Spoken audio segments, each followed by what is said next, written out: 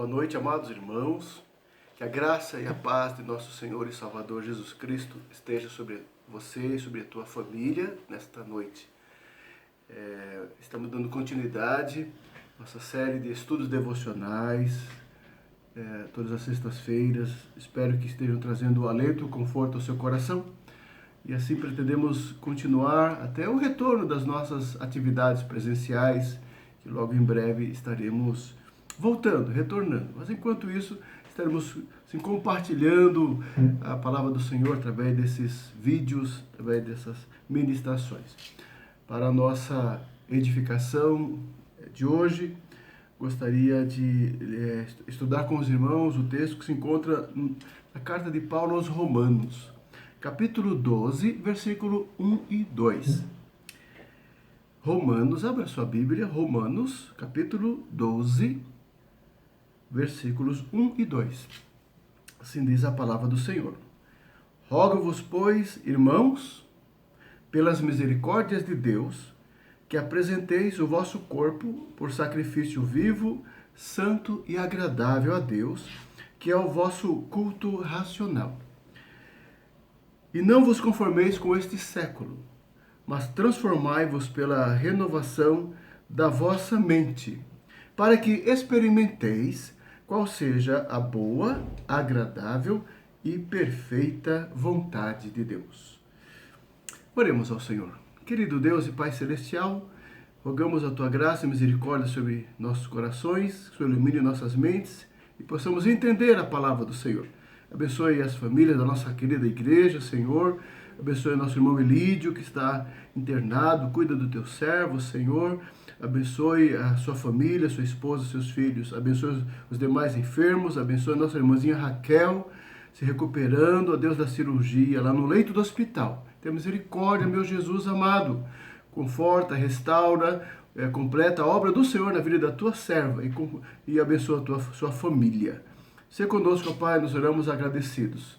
Em nome e por amor de Jesus Cristo, nosso Senhor e o nosso Salvador. Amém, Senhor, amém. Amados irmãos, o apóstolo Paulo escreve à igreja em Roma, no sentido de orientar e apresentar a riqueza do evangelho por ele pregado. Paulo está em Corinto e de lá ele escreve àqueles irmãos orientando acerca da natureza da sua pregação e trazendo verdades gloriosas para a edificação daquela igreja. Acreditamos que vai trazer o nosso coração. Essa é uma carta clássica de Paulo. Ele trata na sua primeira parte das doutrinas essenciais da fé cristã. Ele trabalha essas verdades com muita propriedade e profundidade. E na segunda segunda parte da carta, Paulo trata das questões práticas, da aplicação dessas verdades à vida cristã. Porque certamente as doutrinas não são apenas para tomar conhecimento, mas para serem aplicadas na vida do cristão. E assim ele o faz. Ele faz em outras cartas também, nas suas epístolas. É uma forma literária de Paulo trabalhar. Mas aqui em particular fica muito bem definido. E esse texto que lemos, Romanos 12, é exatamente o momento em que ele parte para a aplicação das verdades. E assim ele inicia dizendo assim: rogo-vos, irmãos. É uma palavra muito forte, é uma súplica, é uma exortação veemente de Paulo ao coração daqueles irmãos. Ele diz assim: pelas misericórdias de Deus, que apresenteis o vosso corpo por sacrifício vivo, santo e agradável, que é o vosso culto racional. Na verdade, ele está dizendo o seguinte: diante da bondade de Deus, diante das misericórdias de Deus assim, explicadas por ele, reveladas no Evangelho, a resposta do cristão é uma entrega total, uma entrega de vida, é uma vida nova. É uma vida nova. Aquele que experimentou a regeneração em Cristo agora deve experimentar na prática o viver cristão. E assim ele exorta aqueles irmãos a uma vida assim de santidade. Que misericórdias são essas? Obviamente, ele vem trabalhando desde o capítulo 1 desta carta sobre a nossa condição, a condição do homem pecador, debaixo da ira de Deus, debaixo da justiça de Deus, sem nenhuma condição por suas obras de satisfazer a Deus. e foi alcançado pela bondade e misericórdia do Pai Celestial ao enviar seu Filho e justificar o pecador. Então, no capítulo 1, 2 e 3, ele traça, ele descreve a natureza do pecado, a escravidão do homem para com o pecado e a obra de Jesus que nos justificou e nos libertou pelo seu sangue da condenação e nos trouxe o perdão, obra de justificação. Depois, esta obra vai se completando, o Senhor vai trabalhando na vida do cristão, é a obra da santificação, é a obra como Deus trabalha e conduz o homem a uma vida nova, dirigida pelo Espírito Santo. Capítulo 8 vai tratar disso, que nós agora recebemos o Espírito de Deus que habita em nós, somos filhos de Deus, e herdeiros de Deus, que coisa gloriosa. E por isso, no capítulo 8, ele termina dizendo: quem nos separará do amor de Deus?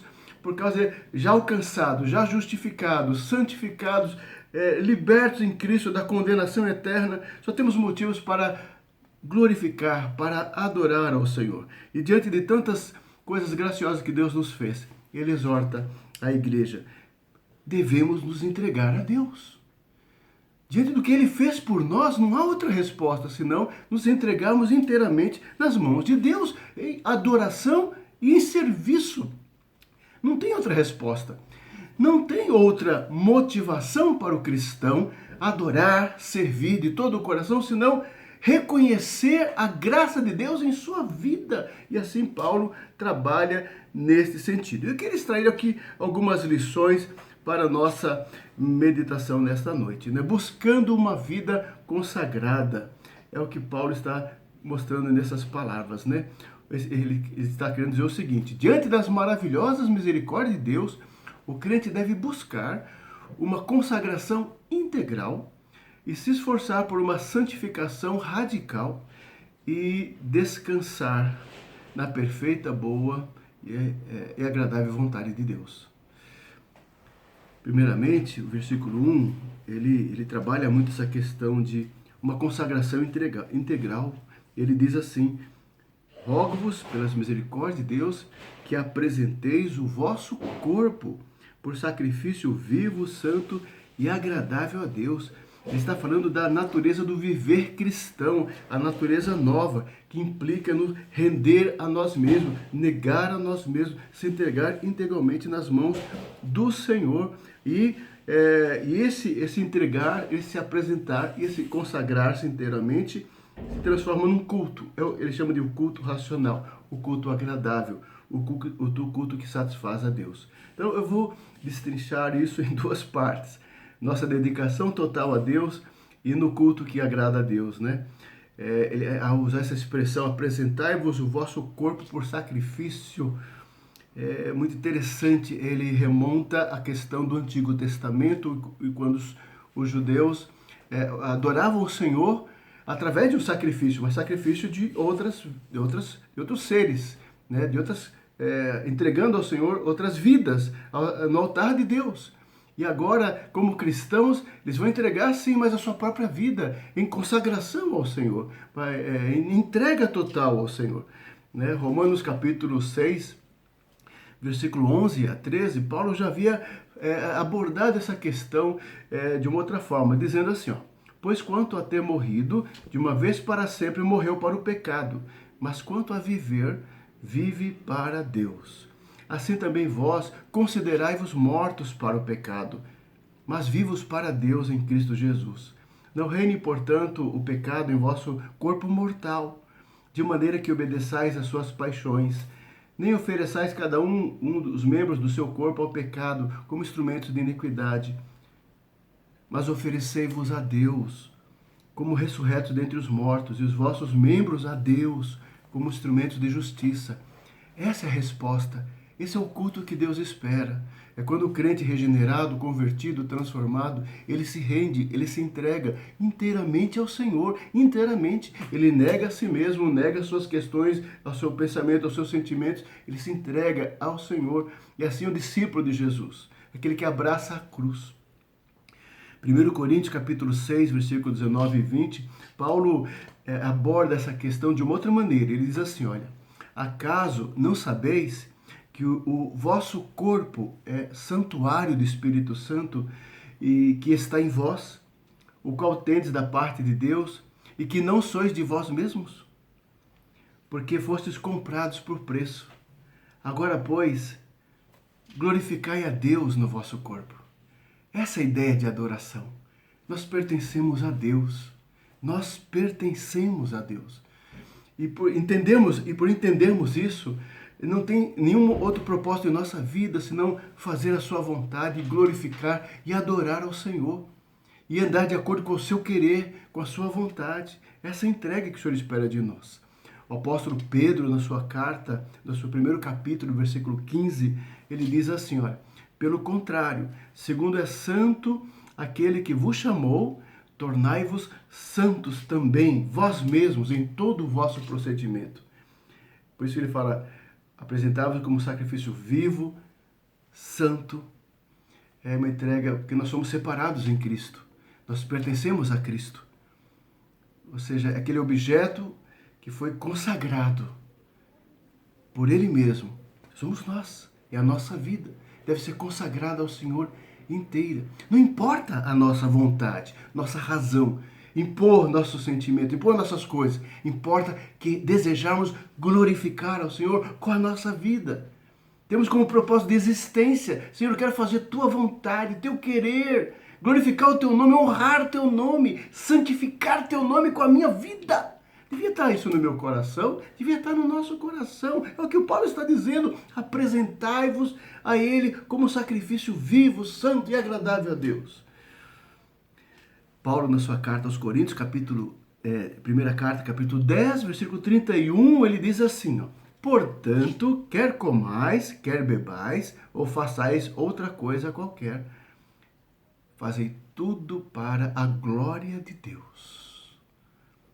O cristão regenerado, transformado, alcançado pela graça, ele só encontra sentido na sua existência em glorificar e fazer a vontade do Pai Celestial.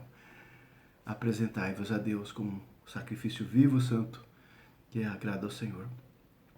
Ele diz mais aqui no versículo, né? Santo e agradável, apreciável por Deus, que é o vosso culto racional. Ou seja, é uma entrega, é um sacrifício de nós mesmos, não mais de um animal morto, mas de nós mesmos. É uma consagração, é um oferecimento de nossa vida, de tudo que nós temos. Por isso que a ideia do sacrificar o corpo é tudo que nós somos, tudo que nós temos, nossa totalidade de existência entregue a Deus. E isso é o culto que o Senhor espera. Esse é o verdadeiro culto do crente, é o culto racional. Há duas expressões nesse texto, no grego, que é muito interessante, né? Latreia, que é o culto, o grego é latreia, é serviço, poderia ser traduzido serviço razoável, serviço cristão, lógico, razoável, ou seja, é a entrega, a única resposta razoável e lógica de quem entende a bondade de Deus. É uma vida inteira que nós cultuamos ao Senhor, é minha vida inteira para adorar o meu Deus. Em todo tempo, em todo lugar. É o culto que agrada ao Senhor, é a resposta do cristão àquele que o salvou, que o redimiu, que o justificou, que o transformou. É uma vida de adoração, de culto ao Senhor. Esse é o culto que agrada ao Senhor.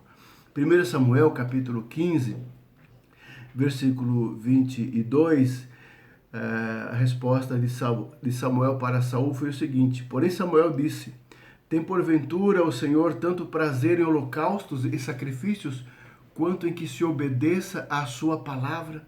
Eis que o obedecer é melhor do que o sacrificar, e o atender melhor do que a gordura de carneiros. Porque o que o Senhor quer é a essência da nossa adoração, do nosso culto, a nossa fidelidade, a nossa sinceridade, a nossa obediência ao Senhor. É cultuarmos a Deus não como nós queremos cultuar a Deus. Cultuarmos a Deus como Deus espera que nós cultuemos a Deus. Como Ele espera que nós o façamos em fidelidade, dedicação, entrega, santidade de vida. De vida. Não somos nós que determinamos o modo, a forma, mas a forma que Deus espera que nós o adoremos. Em espírito e em verdade. Acima de todas as coisas e com a essência da nossa fé. Então, em primeiro lugar, o Senhor espera de nós uma consagração total. De mim e de você, do crente, uma entrega total a Jesus, ao Senhor, para amá-lo, adorá-lo, servi-lo. É assim que o Ele te responde às misericórdias do Senhor. Como que nós precisamos ter, os cristãos, uma consciência, uma noção da grandeza, da bondade de Deus na sua vida e responder a isso. Responder.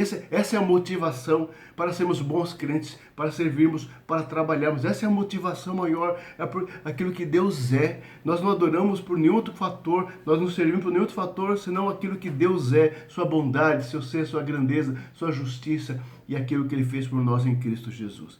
Essa é a motivação maior. Segundo lugar, integração total, consagração total. Segundo lugar, santificação radical. Ou seja, o Senhor espera de alguém que, em resposta à bondade de Deus, à misericórdia do Senhor, uma entrega total. Em segundo lugar, separação. Santidade.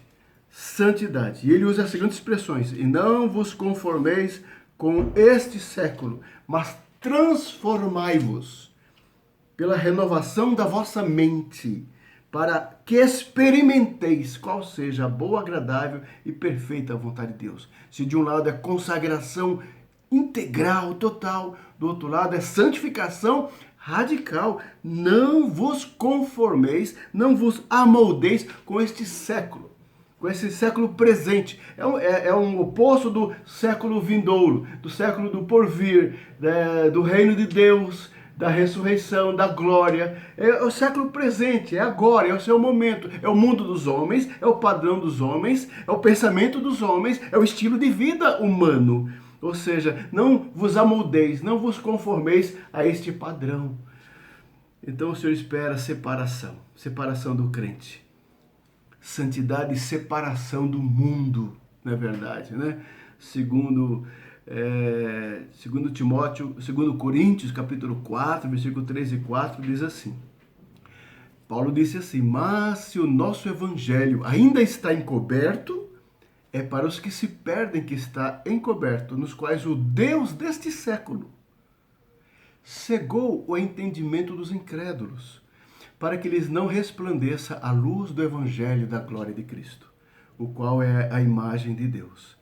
Tito, capítulo 2, versículo 12, Paulo diz assim: educando-nos para que, renegadas a impiedade e as paixões mundanas, vivamos no presente século sensata, justa e piedosamente. Estamos no mundo, mas não pertencemos ao mundo. Por isso que o cristão é diferenciado, o cristão é transformado, o cristão é separado, o cristão é graciado por Deus, Tito, capítulo 3, versículo 3, o apóstolo Paulo diz assim: pois nós também, outrora, éramos nécios, desobedientes, desgarrados, escravos de toda sorte de paixões e prazeres, vivendo em malícia e inveja, odiosos e odiando-nos uns aos outros.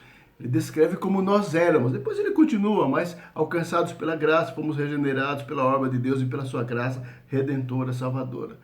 Primeira carta do apóstolo João, capítulo 2, versículo 15, ele diz assim: não ameis o mundo, nem as coisas que há no mundo. Se alguém amar o mundo, o amor do Pai não está nele. Tiago, capítulo 4, versículo 4, ele fala: infiéis, não compreendeis que a amizade do mundo é inimiga de Deus? Aquele, pois, que quiser ser amigo do mundo, constitui-se inimigo de Deus. 1 Pedro 4, versículo 2, diz assim: para que no tempo que vos resta na carne, já não vivais de acordo com as paixões dos homens, mas segundo a vontade de Deus. É o que Paulo fala. Você agora pertence a Cristo, foi remido por Cristo, separado em Cristo, salvo em Cristo. É uma nova criatura em Cristo Jesus. As coisas velhas já passaram e foi retirado, foi salvo do poder do pecado, do poder do mundo e das trevas. Você agora pertence ao Senhor e deve servir a Deus, ter um viver santo, separado. Não se envolver com as coisas deste mundo, não se deixar levar novamente com as paixões desse mundo, mas ter um viver santo. É assim o cristão, consagração total, santidade, separação total, radical, radical. E não vos conformeis, não vos amoldeis, vos conformeis. É interessante a ideia da forma, né? Da aparência, não amoldeis a esse estilo, essa filosofia, esse modo de entender a vida que o mundo oferece, esse padrão do mundo. O padrão do mundo, você é crente agora. Você tem um padrão novo dado pelo Espírito Santo de Deus na sua vida. Você tem a palavra de Deus que rege e molda o seu coração, suas escolhas e condutas. Você é uma nova criatura. Não vos conformeis com este século, diz a palavra, diz Paulo. E diz assim, é um processo de santificação. Mas transformai-vos. Ao invés de você se ceder ao pensar, ao agir, ao padrão, ao estilo de vida, à filosofia deste mundo, você é transformado, você é renovado, diz o texto. Mas transformai-vos pela renovação da vossa mente. Aí está a santificação. Deus trabalhando em nossa mente, Deus renovando nossos conceitos, nossos valores, Deus transformando nossa forma de ver, de entender, a nossa percepção da realidade, do mundo, de nós mesmos e de Deus. E de Deus. É um coração novo, é uma mente nova. É um vislumbrar de coisas gloriosas, de coisas eternas, de coisas reais que antes nós não tínhamos. Éramos ignorantes, tolos e nécios, mas agora nossos olhos, nossa mente foi iluminada pela graça, pelo poder do Senhor, pela misericórdia de Deus. A nossa alma foi iluminada para compreender as coisas gloriosas do Senhor. A nossa mente é transformada e a partir dessa renovação da mente, o nosso agir, o nosso comportar, o nosso pensar é totalmente transformado pelo poder do Senhor. É uma transformação diária, contínua, permanente, à luz da palavra de Deus. É uma mudança interior, é uma mudança progressiva. Nós chamamos isso de santificação. Jeremias, capítulo 31, versículo 33, há uma promessa maravilhosa da nova aliança. Diz assim, olha, o Senhor falou através do profeta, porque esta é a aliança que firmarei com a casa de Israel depois daqueles dias, diz o Senhor. Na mente lhes imprimirei as minhas leis, também no coração lhes inscreverei. Eu serei o seu Deus, e eles serão o seu povo, o meu povo. Hebreus 8:10, o autor sagrado usa aquela citação profética e diz assim: porque esta é a aliança que firmarei com a casa de Israel depois daqueles dias, diz o Senhor. Na sua mente imprimirei as minhas leis, também sobre o seu coração as escreverei, e eu serei o seu Deus, e eles serão o meu povo. Assim o autor sagrado, o autor dos Hebreus diz, se confirmou a aliança na pessoa de Jesus Cristo e na obra do Espírito Santo na vida da igreja. É uma mente nova, é um coração que Deus imprimiu à vontade soberana do Senhor.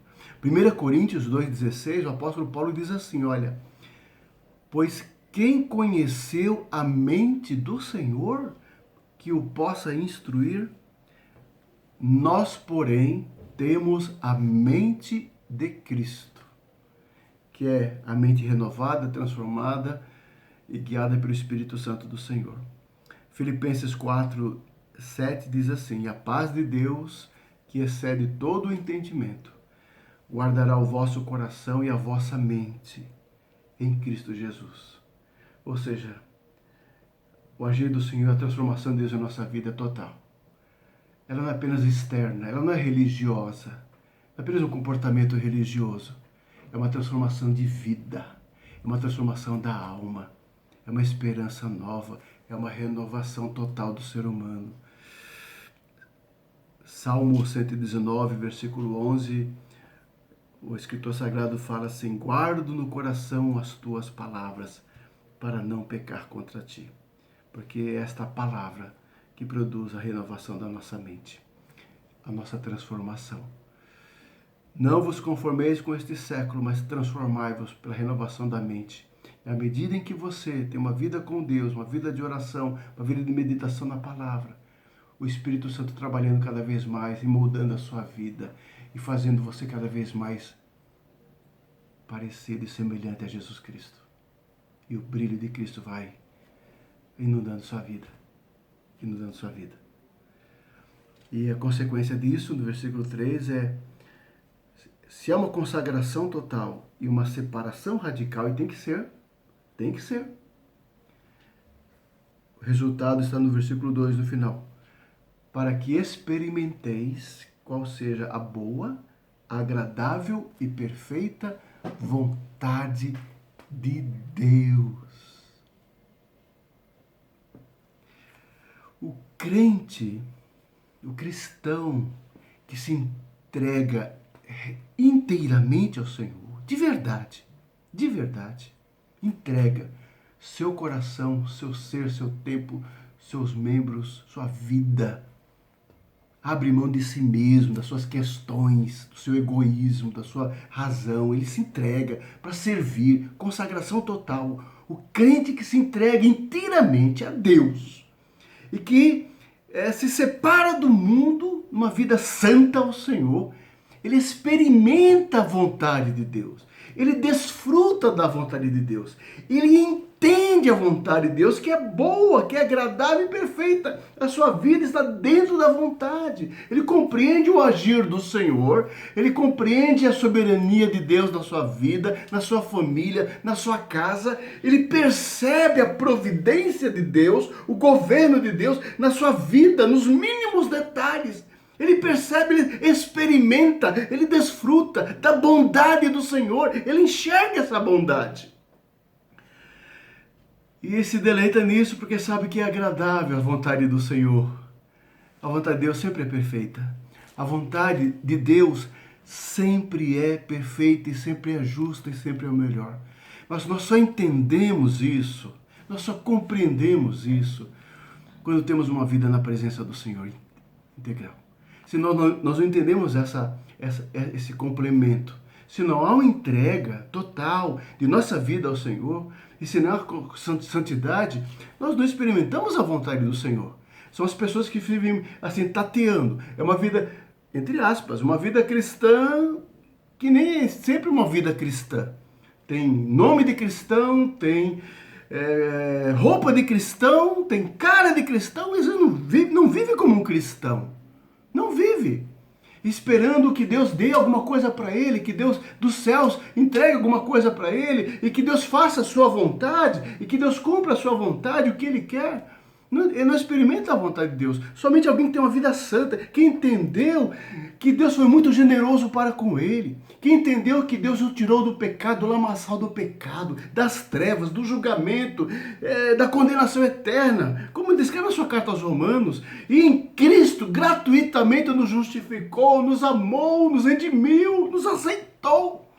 E pelo Espírito Santo em nós nos fez filhos, adotados, remidos, somos guiados pelo Espírito e somos herdeiros de Deus.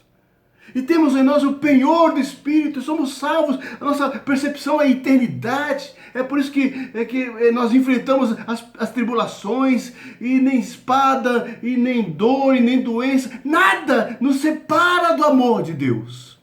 É a compreensão de Paulo no capítulo 8.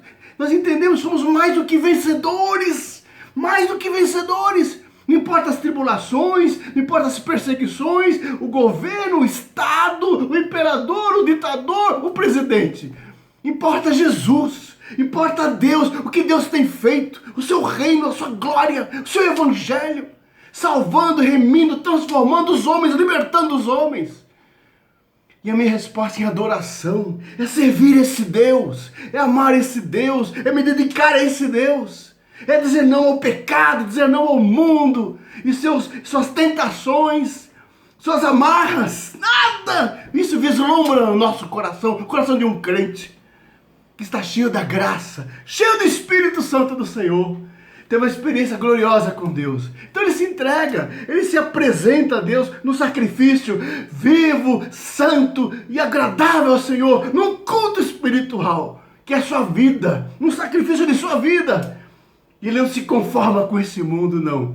Ele não se deixa levar, ele não se engana com esse mundo, nada que esse mundo apresenta.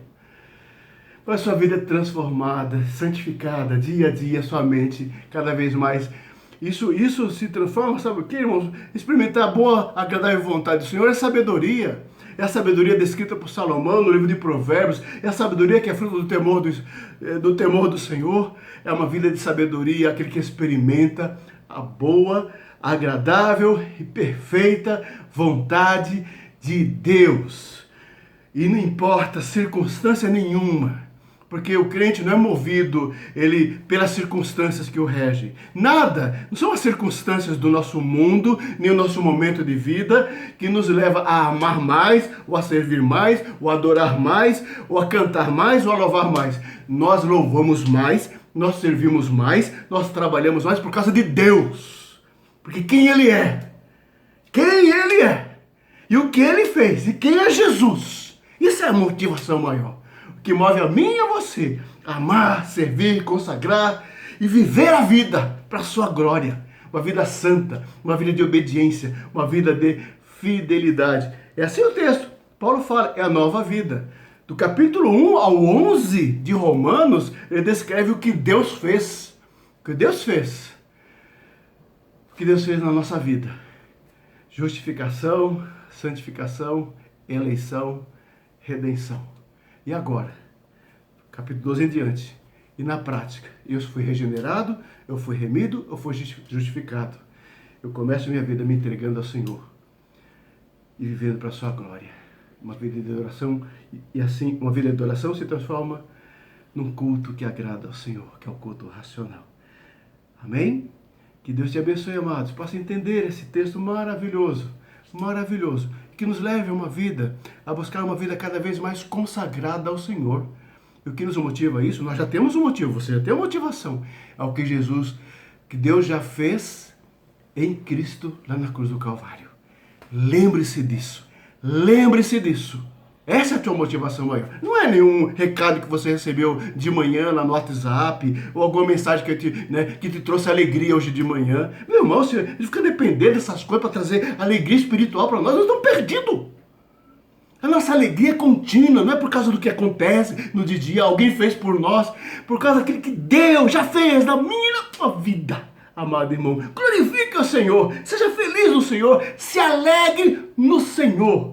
Uma vida santa, uma vida bonita, uma vida consagrada para a glória de Deus, cheia do Espírito Santo do Senhor, cheia de louvor, adoração e santidade. Que Deus assim nos abençoe, que Deus tenha misericórdia de nós, possamos assim responder à sua bondade com uma vida entregue ao Senhor. Amém? Que Deus nos abençoe. Fique com Deus, que a paz do Senhor reine na sua casa, que o Espírito de Deus preencha a tua vida e o seu coração com a sua graça. Oremos ao Senhor. Ó Pai amado, que a tua palavra abençoe tua igreja nessa noite, trazendo consolo, conforto, fortalecimento espiritual. Ó Pai, desprendimento cada vez mais, glorificação do nome do Senhor. Perdoa nossos pecados, toma-nos em tuas mãos e nos abençoa, Pai, em nome e por amor de Jesus que nós pedimos. Amém, Senhor, amém. Que Deus abençoe um ótimo final de semana, amado, na presença do Senhor.